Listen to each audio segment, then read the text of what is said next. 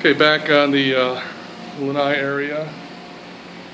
Just kind of get our bearings again where we're standing. Then got the pavers and zero transition going out, so that's really nice. The water, anything that does come here will kind of just pool out. Nice open pool. You've got a tree line over here, and then a cluster of palms. I don't know if you can see with the sun directly overhead, right up along the side of the house here.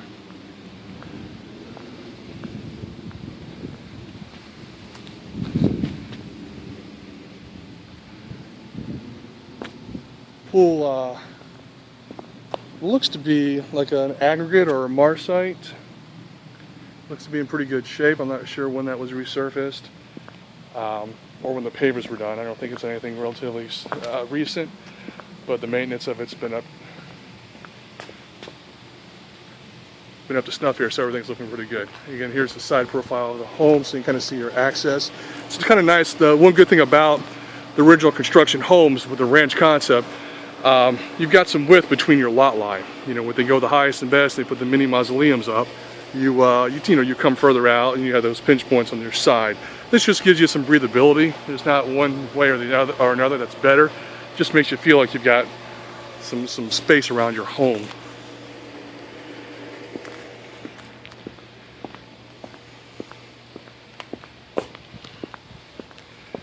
Now, one of the other things they did during the big renovation when they went upstairs with the master in 1993 is they redid the seawall, and they were really forward thinking on the seawall. And I'll show you what I mean when I get on the other side here. The decorrugated looks to be the metal and not the resin or the synthetic stuff or composite. But that was just what they were doing back then, from what I can tell. That's what this is. But the cap is really nice and thick, as you can tell. The cap is, of course, the top part here. But it's just, you can tell they didn't skimp. A perfect example would be your neighbor next door. Now, that's not bad. There's nothing wrong with that. But you see how it thins out over there? They have the height. They've built it up. But it's just really good having something that thick.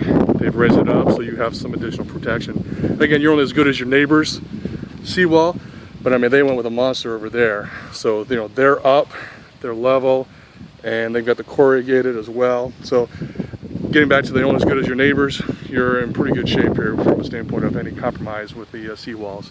It goes over it, but I don't see anything happening with that.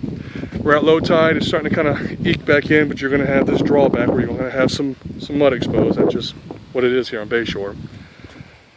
And the dock itself, they said they redid this about 10 years ago. It's wood. They didn't use a composite. So you can see some staining that's being kind of faded out. A little bit of the cupping of the woods. It's probably sandable and just restain, or you can just take the boards and flip them. And that's what sometimes they'll do, just to kind of keep the warping and everything to go down, so the boards kind of warp back down. I think you could do one or the other here.